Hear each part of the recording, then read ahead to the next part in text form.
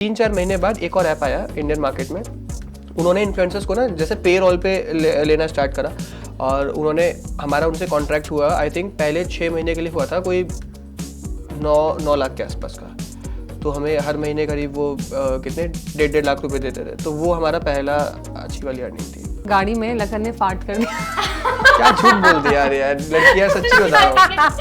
ये तो पोल खोल रही है। अरे नहीं, आप पूछो वो कितना झूठ बोल रही है। 100 के 100 लोग कभी पसंद नहीं करने वाले। लखन ने ऐसे मैसेज क्या झूठ बोल रही है। मैं नहीं रह सकता, मैं नहीं जी सकता। मैं ऐसे मैसेज नहीं करता, मैं पोएट्री में बिलीव करता हूँ। अच्छी अच्छी पोएम लिख के भेज दूंगा। मैं कभी ऐसे मैसेज नहीं करता। थे ना। हाँ हाँ, मैं इसी को एक थोड़ा सा हिंट देता हूँ और ये वीडियो मेरा भाई देख रहा होगा, मेरे को पक्का पता है। करण, मैं मजाक कर रही थी। सडनली मैं गया हूँ अपने रूम में, देखा बेड के साइड में जो स्पेस होता है वहाँ पे डर के मारे लेटी हुई। Hello everyone, this is Ananya and you are watching DNA. और आज मेरे साथ हैं नीतू बिष्ट और लखन रावत। आप ऑफ कोर्स इन दोनों को जानते ही होंगे, इन्हें इंट्रोडक्शन की तो कोई ज़रूरत नहीं है। तो आइए जानते हैं सबसे पहले कि इन्होंने कंटेंट क्रिएशन की जो शुरुआत है ये कैसे की। मेरी तो एक्सीडेंटली थी क्योंकि नीतू ऑलरेडी वहाँ पे थी। और मेरा कंटेंट बनाना शुरू हुआ एज एन एक्सपेरिमेंट, जहाँ हम लोग टीम मीटिंग्स करते थे जब क्रिकेट खेलता था। तो वहाँ पर टीम के एनालिटिक्स जो होते थे ना, वो दिखाते थे वीडियो सबके एनालाइज करके कि कौन बैट्समैन क्या दिक्कत कर रहा है, कौन बॉलर अच्छा बॉल डाल रहा है। तो वहाँ पर उन्होंने मैच के बाद, मेरा डेब्यू मैच था तो उसकी कुछ क्लिपिंग्स लगाई थी। मुझे बहुत अच्छा लगा देख के, जैसे मैच की हाइलाइट्स होती हैं ऐसे था। तो एकदम ऐसा लगा किसी हीरो को देख रहा हूँ खुद की बैटिंग देखते हुए। तो बहुत अच्छा हुआ। तो मैंने वो क्लिप उनसे ली और मैंने सोशल मीडिया पे डाली थी। तो वहाँ पर बहुत ज़्यादा अमेजिंग रिस्पॉन्स आया उसका। तो इनडायरेक्टली वहाँ से मेरी जर्नी स्टार्ट हो गई थी, क्योंकि फिर मैं ऐसी ज़्यादा रील्स पोस्ट करने लगा। देन टिकटॉक अप्रोच्ड मी कि आप हमारे प्लेटफॉर्म पे क्रिकेट वाले वीडियोस डालो। उसके बाद तो बस सब कुछ लाइफ चेंज हो गई। राइट। और नीतू, आपने कैसे शुरू किया? मेरी स्टार्टिंग टिकटॉक से ही हुई थी। नहीं सॉरी, मेरी स्टार्टिंग इंस्टाग्राम से हुई थी। मैं इंस्टाग्राम पे वीडियोस बनाती थी, शॉर्ट वीडियोस बनाती थी। फिर टिकटॉक पे मैंने ऐसे ही चैनल बना लिया था। मेरे को ऐसा कुछ नहीं था, क्योंकि मैं सिर्फ एक्टिंग की वीडियोस बनाती थी, क्योंकि डांस मुझसे होता नहीं था। तो एक्टिंग के कोई भी लिपसिंग ले ली और फिर वही बना दिया। तो धीरे धीरे करके मेरी वहीं से स्टार्टिंग हुई। और फिर रील्स आ गया इंस्टाग्राम पे। टिकटॉक पे जब टिकटॉक था तो हम दोनों ने फिर बनाना स्टार्ट किया। तो कपल वीडियोस बहुत अच्छी गई, उससे हमें प्रमोशंस आए काफ़ी अच्छी हमारी अर्निंग हो गई। फिर उसके बैन होने से इंस्टाग्राम पे रील्स आ गई, तो हमने रील्स बनाई। तो हमारी जर्नी ऐसे ही स्टार्ट हुई। तो जब आपने सोचा कि हमें इसी फील्ड में काम करना है और हमें करियर के लिए भी इसे ही सेलेक्ट करना है, तो फैमिलीज़ ने कैसे रिएक्ट किया? मेरी फैमिली तो बिल्कुल ओके थी, क्योंकि उनको पता था कि ये पढ़ाई में तो अच्छी नहीं है, तो ये कुछ अलग ही करो। क्योंकि मेरी मम्मी चाहती थी कि मैं जॉब करूं उनके साथ, 9 to 5 वाली जॉब। और मैंने 1 महीने की भी रिसेप्शनिस्ट की जॉब की थी मैंने दिल्ली में। तो मेरी मम्मी बहुत खुश थी कि मैं सुबह जाती थी, मम्मी लंच पैक करती थी, मैं आती थी। तो वो उसमें मम्मी बड़ी खुश थी। लेकिन 1 महीना जब मैंने वो किया ना, तो मेरे को पता चल गया नहीं, ये मेरे लिए जॉब नहीं बनी। फिर मैंने मतलब इवेंट्स किए और खुद की इवेंट कंपनी ओपन की। तो मैंने अपने आप स्टार्ट किया। तो मेरी मम्मी ने कभी मतलब हमेशा मुझे सपोर्ट किया। उनका कभी कुछ ऐसा नहीं था कि ये नहीं करना वो नहीं करना, जो अच्छा लगे वो करो। काफ़ी सपोर्टिव फैमिली थी आपकी? हाँ, नहीं फैमिली बहुत सपोर्टिव है, बट थोड़े मिक्स्ड रिएक्शन थे, क्योंकि फैमिली को इस वाले फील्ड का पोटेंशियल नहीं पता था। तो being from a business family, मेरे पापा हमेशा चाहते थे कि अगर मैं क्रिकेट छोड़ दूं तो फिर मैं उनका वाला जो बिजनेस है उसको आगे कैरी फॉरवर्ड करूं। एज यूजुअल सारे फादर यही चाहते हैं। लेकिन मतलब जब उन्हें लगा कि बच्चों का इसमें बहुत इंटरेस्ट है, तो ना चाहते हुए काफी फिर तो वीडियोस में भी आते थे सब लोग। मैंने देखे आइडियाज भी देते थे। आइडियाज भी देते थे बैठे बैठे। जब उन्हें लग गया कि ठीक है, अब वो है ना बच्चों के आगे तो फिर किसी की नहीं चलती। तो जब उन्हें लग गया कि ठीक है ये लोग ये करके मानेंगे, ढीठ है दोनों, नहीं मानने वाले, तो फिर इवेंचुअली उन्होंने सपोर्ट करना स्टार्ट कर दिया। राइट। और पहली सैलरी कैसी थी? मतलब पहली अमाउंट जो थी यूट्यूब की, ये कमाई कितनी थी? पहले अमाउंट यूट्यूब से नहीं आई है, हमें आई थी एक और प्लेटफॉर्म आया था। अब तो मैं बोल सकता हूँ प्लेटफॉर्म है ही नहीं वो। जब टिकटॉक पे हम लोग काफ़ी वायरल हो गए थे, टिकटॉक पर हम लोग सॉन्ग प्रमोशन करते थे, बट बहुत मिनिमल सा उसका कुछ चार्जेस होते थे। उसके जब टिकटॉक बैन हो गया ना, उसके बाद हमने कमाना शुरू करा। क्योंकि बैन होने के बाद तो फिर थोड़ी बहुत जो अर्निंग थी वो आनी बंद हो गई हमारी। तो एक ऐप आया, उस पर क्या था, हमें डेली के 500 रुपीज़ मिलते थे वीडियोज़ डालने के ना। तो महीने के 15,000 होते, बट 15,000 मतलब रेंट वेंट कुछ भी नहीं निकाल पा रहे थे, क्योंकि बहुत ही ज़्यादा कम था। और हमें तो ऐसा लगा दुनिया से खत्म हो गई एकदम। मैं टेंस था, इसको कोई टेंशन नहीं। इसको ऐसा नहीं जैसे भगवान से बात हो रखी है कि बेटा अरे कुछ नहीं हो रहा, कुछ अच्छा आएगा। बट हाँ 3-4 महीने बाद एक और ऐप आया इंडियन मार्केट में। उन्होंने इन्फ्लुएंसर्स को ना जैसे पे रोल पे लेना स्टार्ट करा, और उन्होंने हमारा उनसे कॉन्ट्रैक्ट हुआ। आई थिंक पहले 6 महीने के लिए हुआ था, कोई 9 लाख के आसपास का। तो हमें हर महीने करीब वो कितने 1.5 लाख रुपए देते थे। तो वो हमारा पहला अच्छी वाली अर्निंग थी। ये तो बहुत सही है। और क्या चाहिए फिर? तो फैमिली भी ऐसे हो गई होगी कि चलो अब ठीक है, अब सेटल है सब कुछ। नहीं, फैमिली ऐसी नहीं हुई। पापा तो चाह रहे थे कि बिजनेस करूं। फिर भी पापा को ये था कि बेटा देख तू जो कल तक टिकटॉक कर रहा था है ना, वो बंद हो गया। तो उनको ये था कि ये फ्यूचर इसमें क्या है, क्योंकि जिस ऐप पे आपने इतना बेस बनाया वो रातों रात बंद हो सकता है। तो क्या गारंटी जो आप आज कर रहे हो बंद नहीं हो। तो वो कहते थे कि मेरे बिजनेस में आ जाओ, वो स्टेबल है और मुझे इन एंड आउट्स पता है उसके। तो इस तरीके से थोड़ा। अच्छा, कोई ऐसा तो पॉइंट होगा ज़रूर कि लगातार रील भी बना रहे हो तो पहले तो इंसान शौक में बनाता है, एंटरटेनमेंट के लिए कि चलो ठीक है बना रहे हैं। बट कोई ऐसा पॉइंट जिसके बाद लगा होगा कि नहीं यही है, इसी फील्ड में जाना है? ऐसे बहुत सारे पॉइंट्स आए, क्योंकि मुझे हमेशा बचपन से एक्टिंग का बड़ा क्रेज़ था कि मैं तो एक एक्टर बनूंगी, टीवी पर काम करूंगी, सीरियल्स करूंगी। लेकिन मैंने जब देखा कि उनकी लाइफ कितनी ज़्यादा डिफ़िकल्ट होती है, 17 घंटे 18 घंटे उनको काम करना पड़ता है, तो फिर मुझे लगा नहीं यार, वीडियोज़ ही ठीक है। अपने हिसाब से आप लोग चल सकते हो, अपने हिसाब से वीडियोज़ बना सकते हो, जब आपको रेस्ट चाहिए आप तब कर सकते हो, तो ये बेस्ट है। तो मुझे तो तब से ही लगा कि हाँ, जो मैं कर रही हूँ बिल्कुल परफेक्ट है। ओके, और आप दोनों के कंटेंट में स्टार्टिंग में आपने कपल वाले वीडियोस बनाने शुरू किए, फिर fashion, lifestyle, then travel blogs भी आए आपके, फिर आपने डे टू डे वाले ब्लॉगिंग्स भी किए। तो ये इवॉल्व जो हुआ, ये इवोल्यूशन कैसे आया? आई थिंक फैमिली के सपोर्ट से, क्योंकि वो हम लोगों ने जब व्लॉग बनाया स्टार्टिंग में तो हम दोनों थे और मेरी सिस्टर थी, हम तीनों थे। क्योंकि मैंने एक फ्लैट लिया था जहाँ पर मैं और मेरी सिस्टर रहते थे और लखन। हम तीनों डिसाइड किया यूट्यूब स्टार्ट करेंगे, तो यूट्यूब पे हमने वीडियोस बनाई, क्योंकि हम रील्स शॉर्ट वीडियोस बनाते थे, हमने सोचा लॉन्ग वीडियोस बनाएंगे, तो तीनों मिलकर बनाते थे। फिर धीरे धीरे करके हमने फैमिली को भी ले लिया, और वो बहुत सपोर्टिव थे हमेशा से, अभी भी हैं। तो वो आते थे तो वो कुछ ना कुछ अपने आइडियाज़ देते थे, मेरी मदर इन लॉ, मेरी फादर इन लॉ, मेरी सिस्टर इन लॉ, तो कुछ ना कुछ आइडियाज़ देते थे कि नहीं अभी ये हो गया, अब ये करो। तो वो वहाँ से स्टार्ट होते होते हम यहाँ पर आए हैं। ओके, और ये कितना रियल और कितना रील होता था? मतलब कितना ऐसे प्लान्ड, स्क्रिप्टेड और कितना रियल?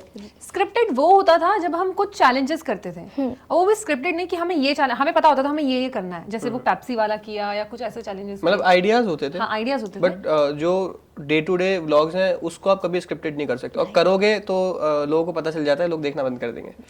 मैंने बहुत से क्रिएटर्स देखे हैं जिन्होंने स्क्रिप्टेड की तरफ गए, वो ऑर्गेनिक छोड़ा अपना, और फिर उनका डाउनफॉल शुरू हो गया, क्योंकि लोगों को चाहिए कि vlogs are like BTS of whatever you are doing.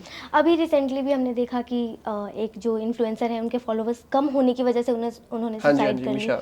हाँ, तो आपको लगता है कि इतना सोशल मीडिया को अपने ऊपर हावी होने देना चाहिए? मुझे लगता है नहीं, आपका काम अच्छा होना चाहिए, और आपको ये नहीं देखना चाहिए कि आपके कितने फॉलोअर्स हैं। पता नहीं उन्होंने ऐसा क्यों किया, मैंने जब सुना और वो वीडियो देखी, उनकी पिक्चर देखी, तो मैं बहुत सैड हुई, बहुत ज़्यादा। लेकिन मुझे लगता है हमें ठीक है, आप सीरियस हो, हर चीज़ के लिए सीरियस होना इम्पॉर्टेंट है, लेकिन अपनी लाइफ देना उस चीज़ के लिए, तो वो चीज़ सही नहीं है। हमने देखा है सोशल मीडिया पे काफ़ी ट्रोलिंग भी होती है। आप कुछ भी बोलो, कुछ भी लिखो, कुछ भी करो, there are always some people कि वो आपको ऐसे आएंगे ही बोलने कि ये क्यों कर रहे हो, ये गलत है, ये सही है। हर इंसान अपनी राय, अपना फ्रस्ट्रेशन निकालने के लिए वहाँ पे बैठा हुआ है। तो इससे कैसे टैकल करते हो? एक्सेप्टेंस। इसका सिंपल यही है कि मुझे पता है मैं कोई वीडियो बना रहा हूँ, और मुझे वीडियो बनाने से पहले पता है कि no matter how good I am, 100 के 100 लोग कभी पसंद नहीं करने वाले हैं। तो जजमेंट्स होंगे सबके, बट चीज़ें अच्छी तब है जब 95% लोग अप्रिशिएट करें। 5% होंगे जिनके अपने ओपिनियन होते हैं, तो ध्यान अपना हम 95% की तरफ रखेंगे ना, जो अच्छा बोल रहे हैं, जो अप्रिशिएट कर रहे हैं। एक कहावत भी है, you are not a chocolate जो सबको पसंद आ जाए। एक्चुअली चॉकलेट भी सबको पसंद नहीं आती, तो ये सूट करता है। लेकिन ऐसे इन्फ्लुएंसर्स और कंटेंट क्रिएटर्स का एक ऐसा भी होता है कि आप डेली जब ब्लॉग्स बनाते हो तो आपका पर्सनल कुछ नहीं होता, सब कुछ पब्लिक प्लेटफॉर्म पे आ जाता है सब कुछ, और लोग उसे पब्लिक प्रॉपर्टी की तरह यूज़ करते हैं। आपकी हर एक चीज़ है उसमें सबको घुसना है, सबको उसमें कमेंट करना है आकर के, ये वो। तो कभी ऐसा फील हुआ मेंटल प्रेशर? नहीं, बट सिक्योरिटी को लेकर ज़रूर इशू हो गया। अभी बीते कुछ दिनों पहले हमने एक वीडियो भी शेयर किया था लोगों के साथ, तो एक बंदा फॉलो करते करते घर के अंदर घुस आया सीधा, विदाउट परमिशन। हाँ, तो उसके बाद हमने उसको वहाँ समझा बुझा के वहाँ से बाहर भेज दिया। अगले दिन क्योंकि हर चीज़ लोगों को पता है कि नीतू किस टाइम जाके डॉग्स को फीड कराती है, किस टाइम घर से निकल रही है। वो बंदा सुबह 6:30 बजे, मतलब वो पूरी रात वहीं सोया सोसाइटी के बाहर, एंड ही वॉज वेटिंग कि नीतू कब आए उसका पीछा करूँ। तो जब नीतू बाहर गई डॉग को फीड करने के लिए सोसाइटी के बाहर, वो ऑलरेडी वेट कर रहा था और फिर उसने वहाँ भी पीछा करना स्टार्ट किया। तो ये बहुत ज़्यादा डर गया, इसका सुबह सुबह फ़ोन आया, फिर हम लोग ढूंढने गए, बट उसको पहली बार जाके देखा तो उसके पॉकेट में कुछ था, लाइक जो लोग नशे करते हैं ना, सूखा नशा। हाँ वैसा कुछ था। तो नीतू वहाँ से निकल गई। देन हम लोगों ने पुलिस कंप्लेंट की, पुलिस भी आई वहाँ पे, बट जब पुलिस ने ढूंढा तो वहाँ पे नहीं मिला। बट उस दिन समझ में आया कि सेफ्टी को लेकर कितना बड़ा इशू हो सकता है। आपको हमेशा गार्ड्स तो रखने ही चाहिए सेफ्टी के लिए। अच्छा, ऐसा कुछ हो कोई बात जिसको आपने सोशल मीडिया पे रखा हो बहुत इमोशनली या बहुत ऐसे कनेक्ट करने के लिए लोगों से, लेकिन बाद में बहुत रिग्रेट हुआ हो क्योंकि वो चीज़ वैसे नहीं गई? लाइक कोई भी ऐसी बात जिसके लिए आप बहुत रिग्रेट फील करते हो कि सोशल मीडिया पे क्यों रख? सच्ची बताऊं, मेरे को रिग्रेट नहीं हुआ कभी किसी चीज़ का, क्योंकि आज हो सकता है ऐसा लगे कि वो चीज़ मैंने गलत कर दी, लेकिन उस टाइम मुझे ठीक लग रही थी तो मैंने किया। तो वो तो फिर ये है कि लोग गलत भी समझ सकते हैं, ठीक भी समझ सकते हैं, बाद में सिचुएशन चेंज हो सकती है, लेकिन तब मुझे ठीक लग रहा था तो मैंने किया, and I am proud of it कि हाँ जो मेरा मन में आया मैंने किया। हम मन की सुनते हैं, तो उस टाइम मेरे मन में था। आज बेशक हो सकता है कि चीज़ें अलग हो, तो ये होता है। कई बार क्या होता है, लोग कहते हैं कि आपकी ये फ्रेंडशिप थी पहले, इनसे ये थी, इनसे वो थी। देखो मेरे हिसाब से कोई इंसान मिले तब अच्छा था तो था, मैंने तब भी बोला। अगर अब मैं कांटेक्ट में नहीं हूँ तो भी लोगों को पता है अब, लेकिन मैं इसलिए सिर्फ कि अब मैं आज कांटेक्ट में हूँ, मैं उस इंसान को बुरा बोलूँ तो ये मेरी बुराई होगी। तो वो कभी ना कभी मेरे लिए अच्छा था तो मेरे साथ था, आज हम लोग की नहीं बन रही, हम लोग अलग है, तो रिग्रेट किसी चीज़ का नहीं है। सबसे ज़्यादा फैंस जो है वो यही जानना चाहते हैं कि आप दोनों मिले कैसे? अरेंज स्टोरी है, मैं सच्ची बताऊँ ना आपको, क्योंकि ये घर आई थी, मुझे इससे मतलब प्यार तब तक नहीं हुआ था। मैं तो उसको एज अ कलीग देख रहा था। घर आई थी वीडियोस बनाने, हम लोग एक साथ कोलैब करते थे टिकटॉक। हाँ, तो हमें वीडियोस बनाने थे। मैं जाता था दिल्ली में बनाने। दिल्ली में अंसल है, उसके मालवीय नगर के पास अंसल मॉल है ना, हंसल प्लाजा जो है, तो उसके पास बहुत बड़ा गार्डन है, वहाँ पे बहुत लोग अपने वीडियोस बनाने जाते हैं। तो मैं भी जाया करता था वहाँ पे, बहुत सारे फ्रेंड्स भी थे मेरे जो वहाँ पे बनाते थे। अब काफ़ी बड़े बड़े नोन फेसेस हैं वो भी। तो पता है क्या हुआ, मैं नीतू से मिला, हमारी कुछ कोलैब थी। मैंने बोला नीतू वहाँ चलते हैं, दिल्ली में हम वीडियोस बना लेंगे। तो इसका क्या था कि नहीं, मैं भीड़ में वीडियोस नहीं बनाऊंगी, मतलब मेरे को हाँ इसको है कि मुझे अकेले में वीडियोस वैसे बनाने जहाँ प्रिवेसी हो और मैं एक्टिंग कर पाऊँ, क्योंकि सबको देख के नहीं कर पाऊंगी। अब मैंने कहा ऐसी तो फिर कोई जगह नहीं है यहाँ पे। फिर मैं जहाँ रहता हूँ उस सोसाइटी में कुछ अच्छे अच्छे पार्क्स हैं जहाँ कोई मतलब किसी को कोई मतलब नहीं, आप वीडियो बनाओ, आप अपना मी टाइम स्पेंड करो, वहाँ लोग मतलब दिक्कत नहीं करते। तो मैंने कहा फिर वहाँ चल कर देख लेते हैं। तो मैं वहाँ लेकर गया, फिर वहाँ से अपने घर भी गया। तो वहाँ पर पहले दिन मम्मी ने देखा, पापा ने देखा, दूसरी बार भी जब वीडियोस देखने तब भी देखा। तो मम्मी मुझसे कह रही है कि ये लड़की मुझे बहुत पसंद है और इसको तो तू मेरे घर की बहू बना। अब मैंने कहा यार कैसी बातें कर रही हो, वो मतलब दोस्त भी नहीं बोलूँगा, कलीग है मेरी अभी तो, कि हम लोग साथ में काम कर रहे हैं, फ्रेंड भी नहीं है बहुत अच्छी कोई, क्योंकि काम करना शुरू किया था। बट फिर काम करते गए तो फिर चीजें बनती जब मम्मी का अप्रूवल तो मिल गया तो फिर तो पता ना आ जाता है फिर कि अब आगे वाली चिंता तो है ही नहीं ना, मम्मी पापा को मनाने वाली। तो इसकी मम्मी को तो मना लूंगा, मेरी वाली से बात ऑलरेडी हो गई। तो मैंने कहा तो ठीक है, दैट मोमेंट की प्यार हो गया, आपको रियलाइज हुआ ये चीज कि अरे हाँ मुझे हो गया, मैं इस लड़की के बिना नहीं रह सकता? अरे बहुत बार लखन ने ऐसे मैसेज क्या झूठ बोल रही है, मैं नहीं रह सकता, मैं नहीं जी सकता। मैं ऐसे मैसेज नहीं करता, मैं पोएट्री में बिलीव करता हूँ, अच्छी अच्छी पोएम लिख के भेज दूंगा। मैं कभी ऐसे मैसेज नहीं करता। लिखते थे ना। हाँ ऐसा मोमेंट नहीं पता यार मेरे को, बट मुझे ना इसकी रिस्पेक्ट होनी शुरू हुई जब, उसके बाद प्यार हुआ। मतलब मेरी लाइफ में ये है कि मैं अगर किसी की रिस्पेक्ट नहीं कर रहा हूँ तो I don't like that person. तो मुझे सबसे पहले इसकी आदतें मैंने देखी, फिर मैंने ना देखा बहुत हार्ड वर्किंग है। अच्छा जब ये पहले आई क्या हुआ, मैं क्रिकेट खेल रहा था उस टाइम तक है ना, और बहुत ठीक ठाक लेवल पे खेल रहा था। तो जितने भी आसपास लोग होते सब बड़ा पैम्पर करते थे, लखन लखन लखन जहाँ जा रहे हो वो हो रहा है। इससे मैं मिला भाई, इस बंदी ने मेरे को ऐसे ट्रीट करा जैसे मैं कुछ हुई नहीं। तो मुझे लगा, मैंने कहा ये क्या है भाई। तो पहले वो होता है ना कि आप किसी से अट्रैक्ट होते हो किसी चीज़ से, मैंने कहा इसका ये क्या है भाई, ये भाव कैसे नहीं दे रही मेरे को यार, ये बड़ा रूखा सा बिहेव कर रही है मेरे साथ। मैंने कहा अच्छा, फिर मैंने इसको, मुझे लगा पहले इसमें एटीट्यूड होगा, की भी स्टोरी है लेकिन मैं अभी नहीं बता रही। हाँ मुझे लगा इसमें एटीट्यूड होगा, बहुत एटीट्यूड टाइप की लड़की है, दिल्ली की टिपिकल ऐसी। फिर मैंने इसको जाना, फिर मुझे लगा राष्ट्रपति भवन में रहती है, घमंड होगा अपने को वहाँ का, मम्मी इसकी, फिर इसने बात तो बताया कि मेरी मम्मी वहाँ है, उनके साथ रहती है फर्स्ट लेडी के साथ, तो मुझे लगा अच्छा भाई इसी चीज़ का घमंड है इसमें। बट फिर धीरे धीरे समझ आया कि मतलब वो कुछ और रीज़न है, क्योंकि इसको ना बीइंग अ गर्ल क्या होता है कि आप अगर बाहर जा रहे हो और अगर आप फ्रेंडली हो जाते हो तो कई बार आपके फ्रेंडलीनेस को ग्रीन सिग्नल समझ लिया जाता है। राइट, लड़कियों के साथ तो बहुत हाँ, तो प्रॉब्लम। फिर ये मुझे लेट समझ आया कि इसका वो रूड बिहेवियर लड़कों को उनकी बाउंड्रीज सेट करने के लिए था, जो कि बहुत सही है। हाँ। तो फिर मैंने इसको और जब साथ साथ काम करने लगे, फिर इसकी लाइफस्टाइल देखी, इसकी स्टोरीज पता चली, फिर इसका वर्क एथिक्स, फिर इसका माइंडसेट पता चला, तो मुझे इसकी रिस्पेक्ट पहले आई, उसके बाद प्यार व्यार सब बात की चीज़ है, पर इज्जत इसके लिए बहुत बढ़ गई मेरे मन में। ये तो मुझे नहीं पता, लेकिन मुझे सबसे अच्छी बात फर्स्ट डे ये लगी कि जब मैं लखन के रूम में गई, हर जगह मम्मी की फ़ोटो थी। तो एक लड़का अपनी मम्मी से इतना प्यार करता है तो मतलब क्या ही बात है। तो मुझे बहुत अच्छा लगा वो देख के। तो मैंने लखन की तारीफ भी करी, यार वाह यार तुम बहुत अच्छे लड़के हो, अपनी मम्मी की पिलो पर भी अपनी मम्मी की फ़ोटो, सामने स्केच भी अपनी मम्मी का बना रखा है। तो मुझे बहुत अच्छा लगा ये देख के, क्योंकि लड़कों में ना इतना होता नहीं, अटैचमेंट नहीं होती है पेरेंट्स को लेके, मतलब होती है वो दिखाते नहीं है। लड़कियों में लड़के प्यार शो नहीं करते, लड़के प्यार शो नहीं कर हैं। सकते, हाँ। लेकिन ये लड़का मेरे को हर तरीके चारों तरफ से दिख रहा था, मम्माज बॉय। तो मुझे बड़ा अच्छा लगा, और हर चीज़ मम्मी ने ये बनाया है, मम्मी ने वो। तो मैंने कहा यार ऐसा मेरा भाई भी होता तो कितना अच्छा था। तो मैं ये सोच रही थी। लेकिन प्यार जब हुआ, पता नहीं यार प्यार कब हुआ, लेकिन हाँ एक दिन याद है हम लोग एक लॉन्ग ड्राइव पर थे, तो लखन ने मेरा हाथ पकड़ा था ले आई नहीं, देखो बात कहाँ पे, मेरे ऊपर बात डालनी है इसको भाई कि या तो शादी, गर्लफ्रेंड बॉयफ्रेंड का मुझे ये तो बोला था। देखो मुझे मेरे को पता है, मैंने हाँ भी मतलब मुझे ऐसा लगा कि हाँ यार ये लड़का बेस्ट है, क्योंकि होता है ना लड़कों का कभी डेट करते हैं 1 साल 2 साल, फिर बोलते हैं ओके बाय बाय, मेरे पेरेंट्स ने शादी कहीं और फिक्स कर दी है। बहुत मैंने अपनी फ्रेंड्स का देखा है।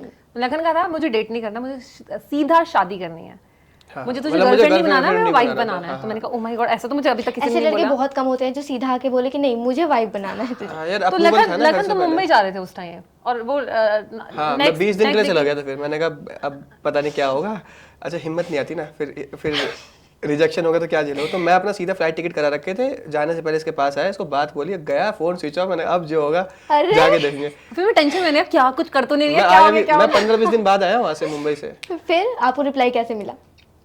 रिप्लाई तो मैंने हाँ नहीं बोला था, मैंने लिया जबरदस्ती रिप्लाई, मैंने हाँ बोला ही नहीं था। इसकी क्या स्टोरी है, मतलब कैसे जबरदस्ती कैसे लिया? क्योंकि इसने हाँ नहीं बोला, ना भी नहीं बोला ना, तो मैंने कहा अच्छा कुछ और फिर तो कुछ है गड़बड़ अगर ना नहीं बोल रही। नहीं एक्चुअली क्या है ना, एक लड़की को ना हमेशा पता चल जाता कि लड़का किस नज़र से देख रहा है। तो मैंने कहा मैं इतना अच्छा फ्रेंड नहीं हो सकती, मेरा बहुत अच्छा फ्रेंड बन गया था इतनी जल्दी, मतलब कोई मेरा फ्रेंड नहीं बना इतनी जल्दी। लखन मेरा बहुत एकदम जल्दी फ्रेंड बन गया था, और इतना अच्छा कि मतलब हम 3-4 लड़कियां काम करती थी और सारे मिलकर यही बात करते थे इस लड़के की नीयत बिल्कुल साफ है, बहुत ही अच्छा, बहुत ही डिसेंट लड़का है। तो हम इसकी तारीफ बहुत करते थे। आज मैं बता रही, मैंने बताया नहीं, हम 3-4 फ्रेंड्स थे हम लोग, क्योंकि शूट करते थे साथ में, तो हम बहुत तारीफ करते थे यार ये बहुत अच्छा लड़का है। बट ऐसे नहीं कि बॉयफ्रेंड बना लो, गर्लफ्रेंड, ऐसा वैसा कुछ नहीं। ऐसे भी लड़कियां बात करती हैं हाँ कि यार इसको तो बॉयफ्रेंड बना लेते, नहीं ऐसा नहीं, हम लोग बोलते थे बहुत decent, नहीं ऐसा होता है कि he is boyfriend material, he is husband material, नहीं ऐसी बात नहीं हुई थी। अच्छा वो बात हुई नहीं कभी, बट हाँ मेरे को थोड़ी पता है यार, मेरे को क्यों देख रही है। अब तो बन गए वो। नीतू को खुश रखने के लिए क्या करते हैं? मुझे खुश रख सकता ही नहीं। अरे नहीं ये बात है यार, ये भी मेरे को खुश नहीं रखती यार बिल्कुल। ये तो कंप्लेन है। नहीं मजाक कर रही हूँ। मुझे खुश रखने के लिए, अच्छा मंत्रा बताओ। मंत्रा एक्सेप्टेंस। मैंने कल एक कोट पढ़ा बहुत प्यारा, कि जब आपकी शादी हो जाएगी तो आपकी शादी के बाद जो भी आपका पार्टनर है, आपको उससे ज़्यादा ब्यूटीफुल लोग मिलेंगे शादी के बाद, उससे ज़्यादा स्मार्ट मिलेंगे, और ऐसी क्वालिटीज़ के साथ मिलेंगे जो आपके पार्टनर में नहीं है, या जिन क्वालिटीज़ को आप चाहते हो आपके पार्टनर के साथ हो, और ये सबके साथ होता है। बट वहाँ पे आपको एक्सेप्टेंस होनी चाहिए कि आपने, देखो शादी का मतलब है कि आप दोनों साथ में मिलके एक बेटर वर्जन बनो अपने, जो इसके अंदर कमियाँ होंगी वो हम दोनों साथ में मिलके इसको एक अच्छा इंसान बनाना, मेरे को एक अच्छा इंसान बनाना। बाकी फ्लॉज सब में रहेंगे, एक्सेप्ट करो, किसी में कुछ होगा किसी में कुछ होगा, बट मेरी वो है ना, मेरी वाली बेस्ट है, बस ये वाला बोल मंत्र। हाँ, कोई भगवान नहीं है, बट मेरी वाली मेरे लिए बेस्ट है, ये वाला मुझे पता है। आपकी वाली आपके लिए देवी ही होनी चाहिए। हाँ, मेरे लिए बेस्ट है भाई, अब तो बस ठीक है, सुख दुख जो है वो झेलना है, अभी है। ओके सो एक टॉक्सिक ट्रेट बताना है जो कि नीतू एकदम आपको पता हो कि ये मैं कर दूंगी तो लखन का गुस्सा तो 7वें आसमान पे जाएगा, और जानबूझ करके आपने किया हो। फोन छीनना लखन का, फोन छीन लिया तो 7वें आसमान पर चला जाता है। और हाँ किसी की अगर डिसरिस्पेक्ट कर दी तो, मैंने अगर किसी को नहीं उठाओ क्या होता है, चाहे वो कितना भी छोटा हो, कितना उठा लो, लखन ने मुझे मुझे हिट प्यार करती से है बात चीज़ें। दोनों चीजें बहुत अलग हैं, तो उठाओ और उठा लो हमेशा बोलो, चाहे मुझे कितना भी trigger कोई कर बड़ा जाती हो है। कितना भी कोई छोटा हो। तो और नीतू का कोई ऐसा गुस्सा बहुत सारी चीजें हैं। पॉइंट जिसे List आप बताओ, अब मैं बताता हूँ आपको। जानबूझ के करते हो? जानबूझ के तो उसको गुस्सा में बहुत बार दिला देता हूँ। इसको क्या है ना, इसको जैसे गेम खेलने जाना जिस टाइम, ये अपने गेमिंग पूरे जोन में बैठी हुई है, तो मैं इसको बहुत फोन करता हूँ। हाँ, मैं गेम खेल रही हूँ, मैं इतने कॉल कर, ये डिस्टर्ब नहीं होना चाहती उस टाइम, मैं बहुत करता हूँ डिस्टर्ब। नहीं तो क्या कर रही है, कहाँ तक पहुंची, कुछ हो गया, ऐसे मैं इसको सिर्फ परेशान करता रहूँगा उस टाइम पे। अब मैं बोर हो रहा होता हूँ क्योंकि गेमिंग में अकेले, मेरा गेमिंग में इंटरेस्ट नहीं है बहुत ज़्यादा है ना, तो अब मैं एक डेढ़ घंटा क्या करूँ, और गेम भी बड़े लंबे लंबे होते हैं, तो फिर मैं परेशान करने लगता हूँ इसको। ओके। और कोई ऑकवर्ड मोमेंट स्टार्टिंग में जब मिले होंगे तो काफी चीजें ऐसे ऑकवर्ड हो जाती है कभी कभी, तो कोई ऐसा मोमेंट जिसपे अब हंसी आती हो? क्या रे? एक्चुअली हुआ ये, गाड़ी में लखन ने फार्ट कर दिया। क्या झूठ बोल दिया यार, क्या सच्ची बता रहा हूँ। ये तो पोल खोल रही है। अरे नहीं, आप पूछो वो कितना झूठ बोल रही है। मैं कुछ रिएक्ट भी नहीं कर रहा क्योंकि ये बिल्कुल झूठ बोल रही है। देखो मुझे एक्सेप्टेंस की कोई एकदम से दिक्कत हो नहीं गया है। वो। ये देखो झूठ बोल रही है। अच्छा आप इसको अभी ये बोलो। बताना नहीं था। अच्छा रुको, अब मैं बोलता हूँ ऐसे Sorry, कुछ। sorry. एक मिनट रुको, अब मैं बोलता हूँ, ठीक मजाक कर रही है? थी, बोलो नहीं मजाक कर रही थी। एक एक बताना है, एक एक मोमेंट मैं बताना इसी को थोड़ा सा हिंट देता हूँ, और ये वीडियो मेरा भाई देख रहा होगा, मेरे को पक्का पता है। क्या? करण मैं मजाक कर रही थी। क्या हुआ? नहीं अभी है। बता रही है, ये बहुत राज झूठ बोल तो रही थी। खुलना चाहिए। नहीं, ये राज नहीं ये हो राज सकता, तो नहीं, खुलना ये फैमिली चाहिए। के बीच का राज है, ये नहीं हो सकता। भाई बहुत बहुत ये लॉकडाउन की understanding बात वाली। है, और मतलब मैंने सोचा भी नहीं था, हो जाता है कभी कभी। अरे ठीक है, वो मैं नहीं बता रहा। ओके, कोई और, फिर इसकी जगह पे कोई और बताना होगा। इंसान है। Awkward. हाँ हाँ मैं बताता हूँ। एक दिन पापा ना घर पर आए थे और बहुत ज़्यादा गुस्से में थे किसी चीज़ को लेकर। वो बाहर से आए थे तो वो अपने फ़ोन पे आ रहे थे, थोड़े तड़कते भड़कते हुए ना। अब नीतू तब तक पापा से बहुत ज़्यादा मिली नहीं थी, तो उसके बाद पापा अपने रूम में आए। पापा क्या है कि वो गुस्से में कितने भी हो, ये सामने आ जाए वो एकदम शांत हो जाएंगे, एकदम उनका मतलब मूड चेंज हो जाएगा। तो पापा ने बोला, मम्मी ने पापा को बताया कि नीतू भी आई हुई है। पापा ने कहा अच्छा कहाँ है नीतू, कहाँ है? अब हम लोग सब मिलके नीतू को ढूंढ रहे हैं और नीतू कहीं नहीं मिल रही। पूरा घर छान लिया मैंने, नीतू नहीं मिली, नीतू। अब हम लोग टेंशन में कि नीतू पता नहीं कहाँ चली गई। फिर सडनली मैं गया हूँ अपने रूम में, देखा बेड के साइड में जो स्पेस होता है वहां पे डर के मारे लेटी हुई थी। अरे हाँ क्यों? मैंने सोचा गुस्सा कहीं मुझ पे ना निकल जाए या लगन पे ना निकल जाए, क्योंकि उस टाइम वीडियोस बनाते थे ना कि तुम ये पूरा दिन लगे रहते हो, क्या करते हो, इससे क्या मिलता है, ऐसे करके, तो मुझे वो डर था। हाँ, तो वो बड़ा ऑकवर्ड सा मोमेंट था। हाँ, ओके, सो आई होप कि ये पॉडकास्ट देख करके आपको मजा आया होगा, और ऐसे और वीडियोस के लिए जुड़े रहें डीएनए के साथ and keep watching Neetu best और लखन रावत।